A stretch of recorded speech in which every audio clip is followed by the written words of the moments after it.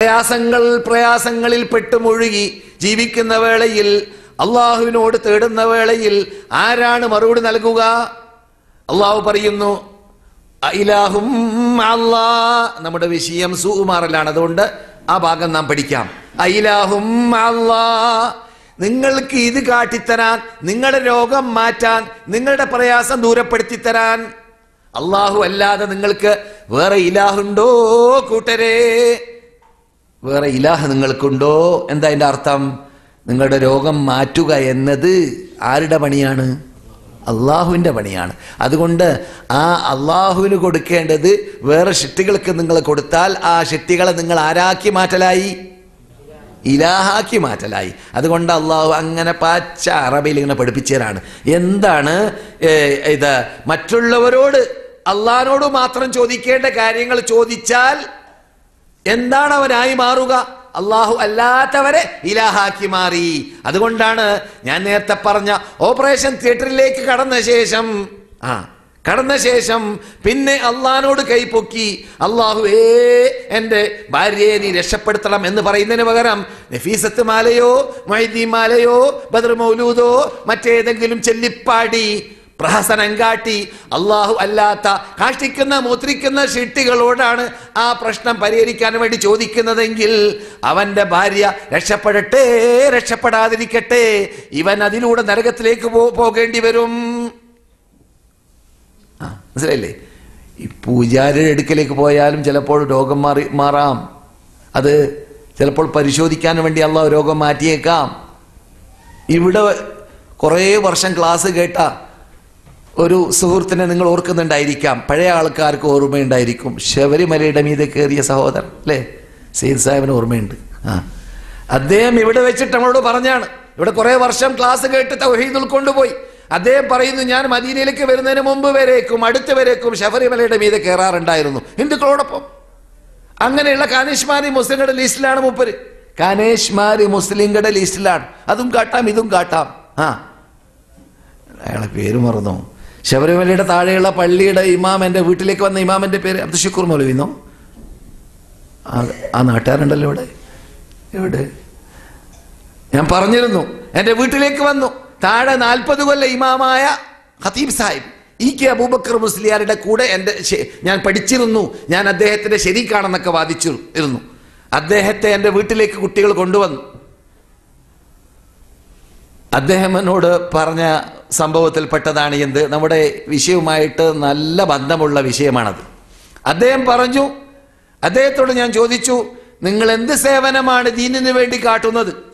അപ്പോൾ അദ്ദേഹം സമാധാനിപ്പിക്കാൻ വേണ്ടി മാത്രം പറഞ്ഞ ശൈലിയിൽപ്പെട്ടതാണ്, ഈ ശബരിമലയിലേക്ക് കയറാൻ വേണ്ടി ഞങ്ങളുടെ പള്ളിയുമായി ടച്ചായിട്ടാ പോക്ക്.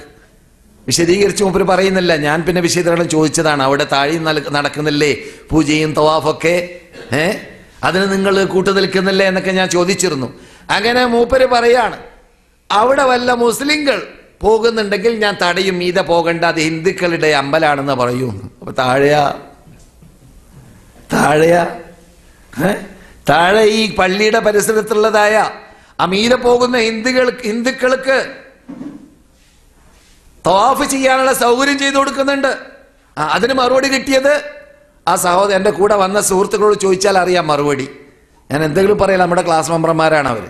അദ്ദേഹം പറഞ്ഞു, ഞങ്ങളുടെ നാട്ടിലുള്ള നൂറുകണക്കിന് മുസ്ലിങ്ങളുടെ ജീവിതം ആ ഫണ്ടിലൂടെയാണ്, ഏത് ഈ ഷിർക്കിലൂടെ ഉണ്ടാകുന്ന സമ്പത്തിലൂടെയാണ്. അങ്ങനെ പെട്ടെന്ന് ഒഴിവാക്കാൻ പറ്റില്ല എന്ന്. മനസ്സിലായില്ലേ? ഇത് അത്രയും പച്ചയിൽ പേരെടുത്ത് ഞാൻ പറയാൻ കാരണം, അങ്ങനെയുള്ളവരെയൊക്കെ ശരിക്ക് കണ്ടുകെട്ടുകയും അങ്ങനെയുള്ളവരെ ഉപദേശിക്കുകയും അങ്ങനെയുള്ളവരുടെ നാട്ടിൽ പോയിട്ട് അപകടത്തിൽ നിന്നിട്ട് മുസ്ലിങ്ങളെ രക്ഷിക്കുകയും ചെയ്യേണ്ട ബാധ്യത നമ്മിൽ ഓരോരുത്തർക്കും ഉണ്ട് എന്ന് മനസ്സിലാക്കാൻ വേണ്ടി തന്നെയാണ്. പറഞ്ഞ കൂട്ടത്തിൽ അദ്ദേഹം പറയുന്നു, ഒരു മുസ്ലിമിനെ പിടികൂടി ഞാൻ. ആ മുസ്ലിമിനെ പിടികൂടിയപ്പോൾ അദ്ദേഹത്തിനോട് ചോദിച്ചു, എന്തോടോ നീ എവിടേക്കടോ പോകുന്നത്? പറഞ്ഞു, മീതെ പോവാണെന്ന്, മെഡ്രാസിയാണ്. എന്താ പ്രശ്നം? എനിക്ക് കുട്ടികളെ കിട്ടിയില്ല കുറേ കാലം. അങ്ങനെ ഞാൻ എല്ലാ ഖബറിലേക്കും പോയി, ഒരു പ്രയോജനം ഉണ്ടായില്ല. അവസാനം ഒരു ഹിന്ദു സുഹൃത്ത് മെഡ്രാസ് എന്ന് പറഞ്ഞു, കേരളത്തിൽ പോയാൽ അവിടെയുണ്ട് ഒരു ശബരിമല, അവിടേക്ക് പോകാൻ നേർച്ചയാക്കിക്കോ, കുട്ടിയെ കിട്ടുമെന്ന്. അങ്ങനെ എനിക്ക് കുട്ടിയെ കിട്ടി. അങ്ങനെ ഞാൻ നേർച്ച വിടാൻ വേണ്ടി വന്നതാണ്. ഇപ്പൊ ശബരിമലയിലേക്ക് പോവാൻ നേർച്ചയാക്കിയത് കൊണ്ടാണോ കുട്ടിയെ കിട്ടിയത്? അല്ല, കുട്ടിയെ അള്ളാഹ് അദ്ദേഹത്തിന് കൊടുക്കാൻ തീരുമാനിച്ച വേളയിൽ കൊടുത്തു. പക്ഷേ അത് ഏറ്റുമുട്ടിയപ്പോൾ യോജിച്ച് വന്നപ്പോൾ അദ്ദേഹത്തെ പരിശോധിക്കൽ കൂടി അതിലുണ്ട്. അദ്ദേഹത്തെ പരിശോധിക്കൽ കൂടി സാമരി ആരുടെ എന്തിനെയാണ് എന്താ കാട്ടിയത്? സാമരി എന്താ കാട്ടിയത്?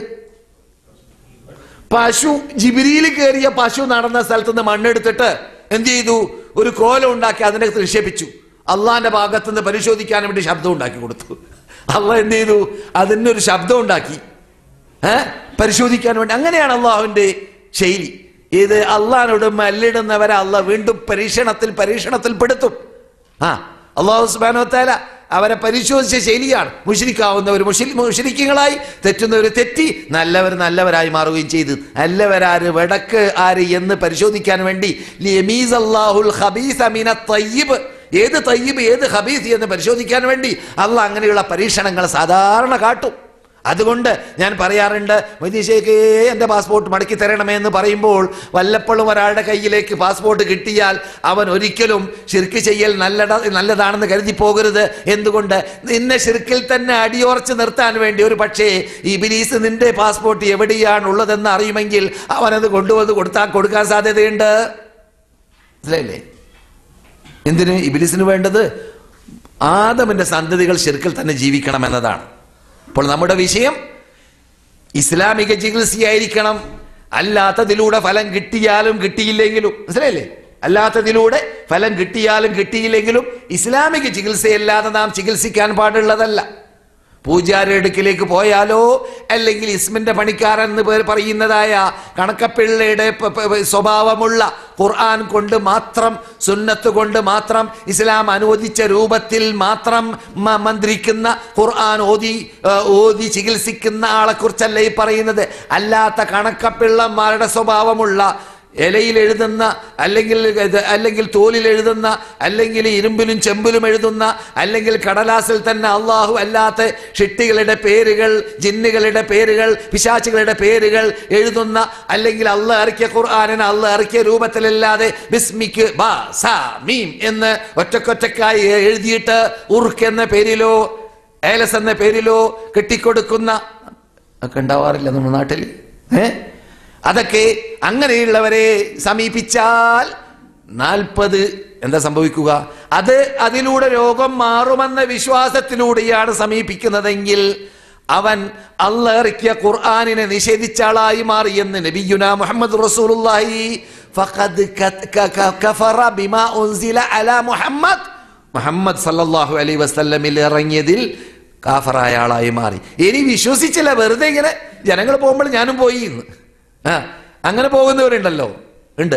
അങ്ങനെ പോയാലോ 40 ദിവസത്തെ നമസ്കാരവും കുന്നുകയറി എന്നാണ് റസൂലുള്ളാഹി പറയുന്നത്. അല്ലാഹ്